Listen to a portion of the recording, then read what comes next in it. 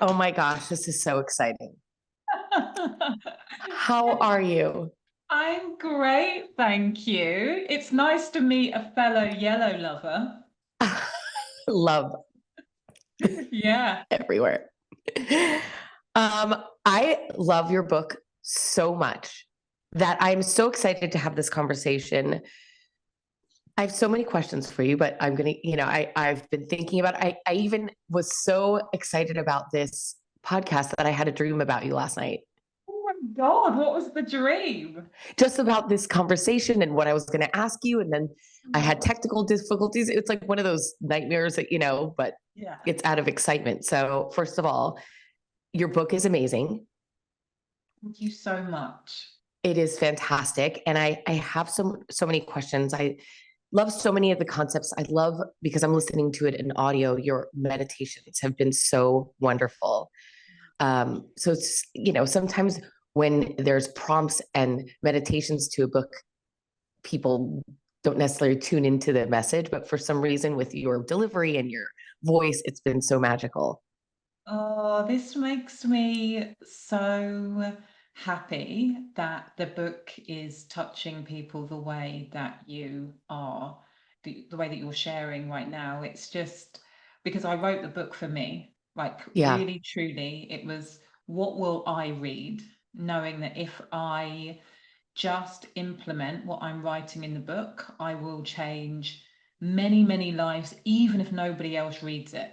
And so, because that was the intention, and I am reading it, like I'm reading it every day, like 10 pages a day. It's like my little mini Bible. I'm like, okay, what's the focus for today? So to hear other people reflecting back to me what I am feeling when I read the words, like it changes me every single time I read a page. I'm like, yes, that means something. Yes, that's important. Yes, remember that today. So Well, that kind I of love it. leads me to my question about distractions. And you, I mean, you're saying basically you're reading your own book because you need to be reminded at times. And I feel like that in my own life. And you even mentioned this in the book about how sometimes when people are reading your book, they feel it energetically in their body. And it's not something that you're necessarily doing. And I feel like it's a ping, like my subconscious remembers the information. Yes. So, what is your go to way to shift back into that correct frequency? So the other night, I was contemplating just how much beautiful energy is around me. And I was just really excited and feeling really, really grateful. And then I had this interaction with my son. My son's 13 years old. He's my eldest child, Caesar. And he's a great boy, and he is also like a typical 13-year-old. The world revolves around him. He's not interested. And he said something that really triggered me. And I'm in this space now of dealing with teenagers who are at times irrational and selfish, all of the things that we were. And it brings out my inner teenager. We had this interaction, and I was so annoyed with him. And I was just like, right, I'm ending the conversation. I don't want to talk about it anymore. And at the same time, I'm also thinking about all of this beautiful energy and all of this amazing stuff. And I'm asking myself the question, this is a very mindy question, how do I hold the energy? How do I stay in this space? And the answer is that you're not supposed to hold the energy, but if you filter the energy through your heart, you will expand it. And there will still be challenges, there will still be ups and downs, but if you come back to the heart, filter everything through the heart, you will be good. And just as I heard that, I thought about my son. And I was like, I picked up the phone and I'm like, hi, Caesar. He's like, hi, mom. I'm like, right now, everything, how I remind myself, which was the actual question, is just be aware of how I'm feeling. Because Mm-hmm. I know that when I'm on form, like right now, I'm buzzing, I'm excited, I'm happy to be here. And that is my state most of the time until I'm knocked off. And I think that most people tolerate being knocked off because that's just what they're used to. Mm-hmm. And so now when I'm feeling knocked off, like, what is it? Where am I fearful? Where am I not coming from the heart? And then it's, can I just open my heart just a little bit more now? So it's that real self-awareness of how am I feeling in any given moment, and why am I feeling that in any given moment? You also talk about, then that leads me to the next question of just distractions and being able, you were saying that, sometimes because of our religious beliefs, we have to be perfect in order to receive the messages or the blessings or the abundance. But we all have distractions in our lives. Do you, Suzy, personally have distractions that you have noticed have hindered you or muted you in a way? Yeah. I put a post on my Facebook page the other day saying if anybody saw my Instagram search page, it would tell people a lot about me that I don't want them to know. And, Tell me.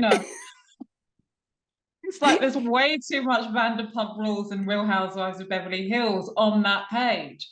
And the genuine truth is that I don't have time for that, because when I'm scrolling, when I'm in that space, I'm not hearing clearly what the next steps are, because I'm absorbed in other people's lives, and what Right. they are doing. And so one of the things that I was just thinking about in relation to just noticing I'm feeling distracted, and at this point in time, I talk about in the book when you have that feeling that something big is about to happen, but you don't know what it is. And it's fun to be in that energy all of the time. Like when you're really tapped into this infinite receiving vibe, there's always something new about to drop. And in order to be in alignment with the new things that are coming in, there has to be some quiet. Mm-hmm. Have to be able to ask myself, what is the best next step? Where do I go today? How can I serve today? What is the message for today? And if I'm consuming, because I love, outside of just mindless distraction, I also just love learning. And I love just tapping into other people's thoughts and feelings. But that stops me from the most important connection to myself and to source. And Right. so being intentional. So one of the things that I am reintroducing is just 2 hours during the day of no technology, and those hours being between 4 and 6. So when my kids get back from school and I'm doing dinner, can I just allow myself to put my phone down and just be here in the moment? And I've done that practice before. It infinitely increases my quality of life to be, so like just to switch off from the constant information Yeah. all of the time. And then you combine that with meditation in the morning, and the reading and all of the other stuff, that works. But distraction for me, I don't know whether it's especially, but for me personally, is a really big thing. I love to be stimulated. And I also know that that stops me from creating as much as I desire. Mm. It's funny. While you're saying that, I realized that the most profound changes have happened in my life after a moment of stillness. I went to the Hoffman Institute last November, and they take away your phone for 7 days. Yeah. And all of that time alone and being able to just sit still brought so many messages.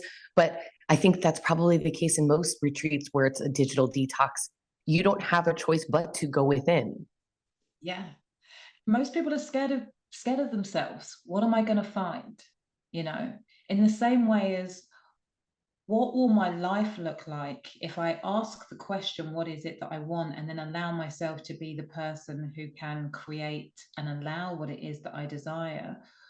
What's on the other side of that? What will happen to the people? What will I discover about myself, how I think, how I feel, that might disrupt the status quo?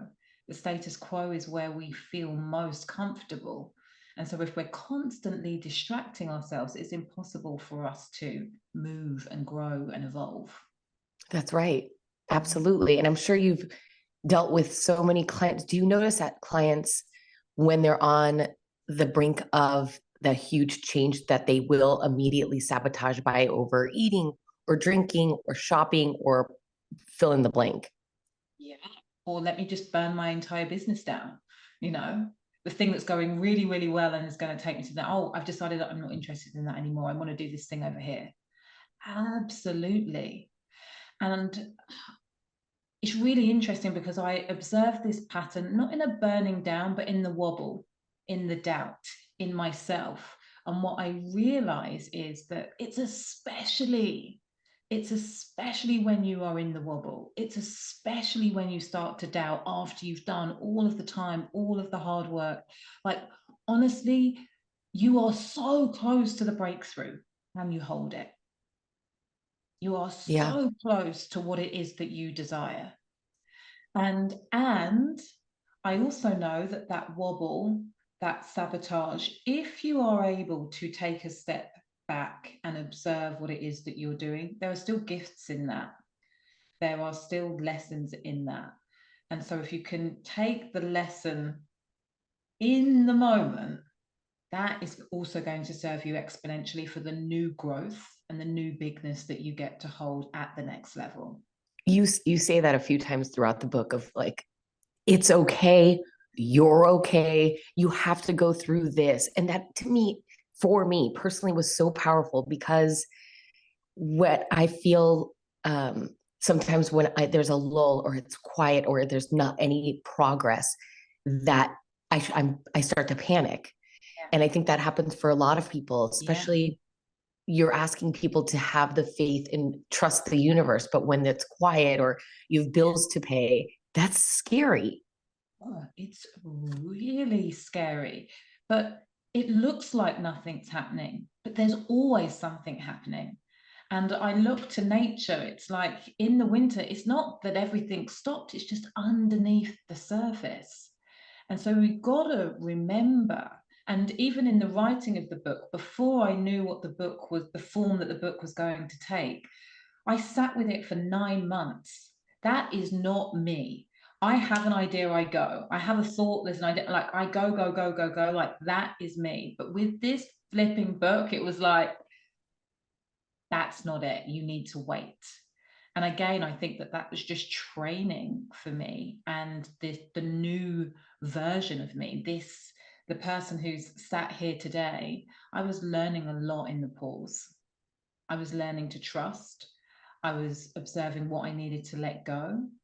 Mm. You know, during that time, I let go of a 7-figure revenue stream. So on the outside, it could look like that could look like sabotage. Yes. But I needed to learn a deeper level of trust, the deepest level of trust in myself, in the fact that I'm always supported at all times, and what alignment really, really means. And Right. if I hadn't have let that go, then I genuinely don't believe that I would be sat here with you. And so, okay. I completely understand too. I'm also a single mama to an 8-year-old, and there's just a lot of pressure. It's a lot of pressure as a mom Yes. and as a businesswoman and as self. So how do you stay in high frequency? What are your tools? I know you love Yeah. to dance. Yeah. I think one of the things though is that I've reframed the need to stay in a high frequency, because I think in the past when I used to think about manifestation and creating my life, the idea that I needed to stay high meant that if I was having a down day or if something bad happened, it didn't really give space for those emotions, and I know that they are really important. I think that my biggest driver and what started this whole journey is me getting pregnant with my son, and that desire to say to him, you can do or be anything that you want. And so for me, the focus is what am I modeling? Who am I being in this moment that my kids get to observe?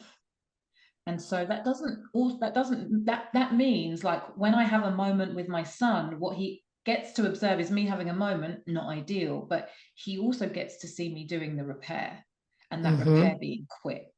And I know that the most important thing is that I'm not perfect, but he understands how to navigate ups and downs because he's seen me navigating ups and downs. And so for me, it's always about not how do I keep it the best I can possibly keep it, but it's how do I bounce back? Who am I in the bounce back to being centered, to knowing that I get to open my heart, to knowing that everything that is happening in this experience, not only am I choosing, but my belief is that I have chosen this path, but also my kids have chosen me as a teacher. They chose my ex-husband as a teacher for all of our flaws, for all of the lessons. And so it's that piece. I'm no longer looking for perfection or to be as high as possible, but because of the life that I'm choosing, and because of the principles within the book, I tend just to be really, really grateful. I tend to just be able to see the magic. Like, God, it's amazing that we're getting to have this conversation. Do you know what I mean? Like, my book has touched you. I'm like, oh my, that blows my mind. I had the most beautiful message from somebody earlier on today, and I just thought, never let there be a time where I am not totally moved by somebody reaching out to me to say that my book has touched them. Like, never let there be a time that happens. And I think never take it for granted. Never take it for granted.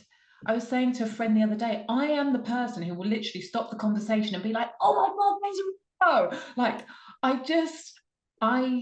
it's that, like, there's a deep appreciation for the magic that is all around me. And speaking of the magic that's all around you, I mean, I know you've coached probably hundreds and hundreds of people, but how does Suzy go from how did you go from your book of hypnobirthing to now being a keynote speaker and motivational speaker? Like, how did that happen? Yeah. Gosh, I've got goosebumps. You asked me that question. I don't know how it happened. I don't know. I think that I followed the nudges. And for everybody who's listening to this who has a business, I think one of the things that holds so many people back is the idea that this is where I started, this is how people know me, this is who I'm supposed to be. And I think that every time I got a nudge, like, you need to move a little bit more to the right, or you need to go a little bit more to the left, actually, I followed it. And so this concept of being as full of yourself as you can be, I think it started when I was 19 and my mum passed away. It probably didn't really come into earnest until I started my business. But this idea of permission to be you, Suze. And I think that I've been chipping away at that for certainly over a decade in earnest. And that has given me permission to leave things that no longer felt aligned and try new things. And also just think it's real permission. Like, I'm having fun so much of the time. Like, my Instagram is quite ridiculous. So, you know, I'm there. I'm a 45-year-old mum of 3, and I'm like there dancing away to like my favorite 90s rave tunes. And I'm just like, that is me. And I think that so much of the work that I do, yes, I'm a strategist, but 90% of the strategy is you. And so when people have seen me giving myself permission, they've naturally just asked me how to help. And I've realized, God, I love helping people with this. I love helping people with that. And I've just given myself permission to go for it. And one thing has led to another. But if you'd have said to me 10 years ago, this is what you would be doing, I would say, don't be ridiculous. If you'd have said to me 20 years ago, this is what you'd be doing, I'd be like, you have no idea. You have no idea. So, but there must have been something inside of you that wanted to create this. Not when I was you know, you speak to some people, or like you hear people like Gary Vaynerchuk talking, and they're like, I've been an entrepreneur since I was 5. Like, that was not me. Yeah. That was not me. I think that no, not even when I left, not even I started in sales, you know, and I didn't know that mission and vision existed when I worked in corporate, you know. Yeah. I think that training as a hypnotherapist and a psychotherapist, that unlocked something in me. Because up until that point, I thought that I was stupid. I thought I was dumb. I did not think I was academic. I did not think I could learn. And I think learning about the brain and learning about the subconscious and learning about how we program ourselves positively and negatively, that that opened up something for me on a personal level. It's like, wow, you can do this, but then also just a fascination with people and potential. And that was really exciting. It was like, this tool can help you help people unlock unmet potential. And that was like, I don't know, angels singing. Ah!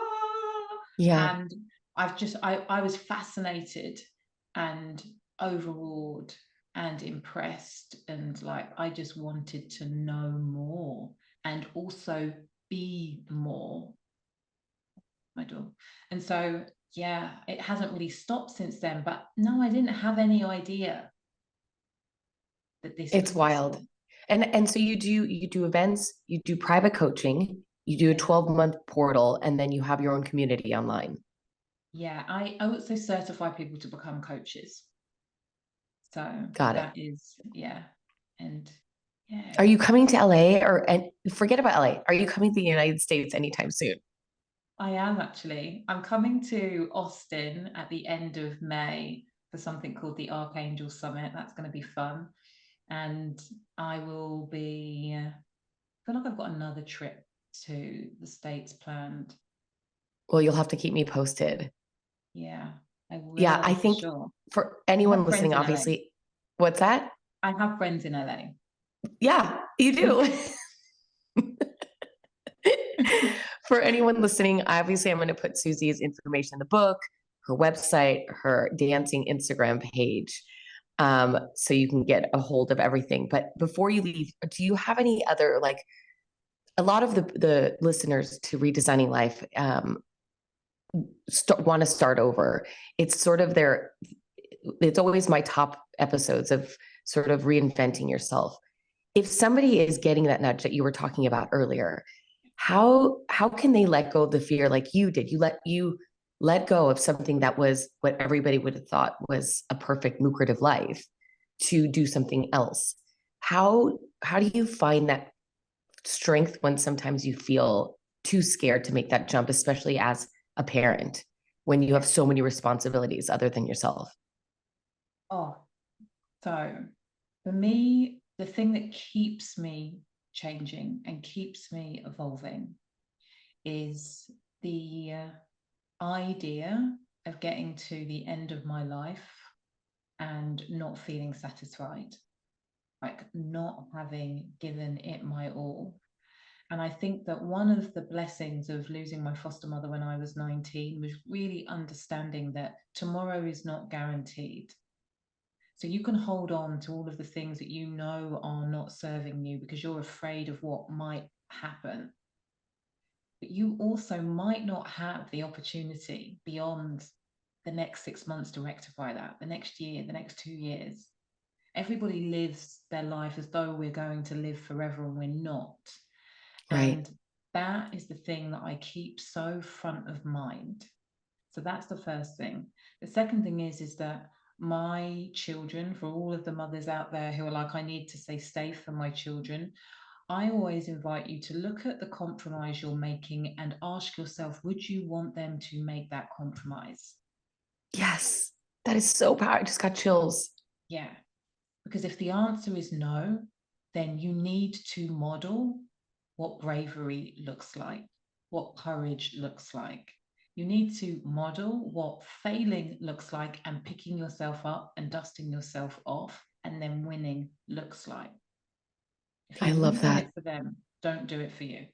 Yeah. As in my culture, my parents are from Cuba, so I'm Latin, and women are always taught basically to put themselves last. I mean, that's what we do. It's a sacrifice. You put the husband, the kids, the house, the dog, the fish, the cat. And then if you have like 30 seconds at the end of the day, maybe you could do something for yourself. And I've always made sure that Olivia can see that, yes, I take care of her and I keep her safe and I love her, but I also love me. And I think that's important for women, especially to be told. We have to be reminded that it's okay to take care of ourselves. And it's imperative that we do. Yeah, absolutely. We're the cycle breakers, you know. Yes. Yes. So we have to do that. And then the third thing, which is written right throughout the book, is faith plus action equals miracles. I have that written down. That's the thing. It's true. It's true, you know. And it's that belief, that faith, it starts with you. It starts with you. It is possible. And then if you're religious, like, you allow yourself to believe in God, allow yourself to believe in universe, allow yourself to believe in source, but allow yourself to believe in you, and then take action. Those two things, faith, action, faith, action, faith, action, faith, action, faith, action. And then all of a sudden you're living a life where Sabrina Soto is like coming and saying, hi, do you want to talk about my podcast? And you're like, Oh, you're the best, Suzy. Thank you so much. I think we should get tattoos. F plus A equals M. oh my God, I swear to God, I was literally saying to someone, I think I'm going to have to get the tattoo. And the fact that actually, because faith plus action equals miracle is quite a lot, but I was thinking of getting on my wrist. So now that F plus A equals M, I think I have to do that. Yes. You have to do it. Yes. Oh my gosh, Okay, Suzy, you're the best. you. Thank you for doing the podcast. Thank you for your time, and I'll be in touch, and I will hopefully see you when you come to the States. Yeah. Okay. Thank you, Great. Suzy. Thank you. Talk soon. Appreciate you. Bye.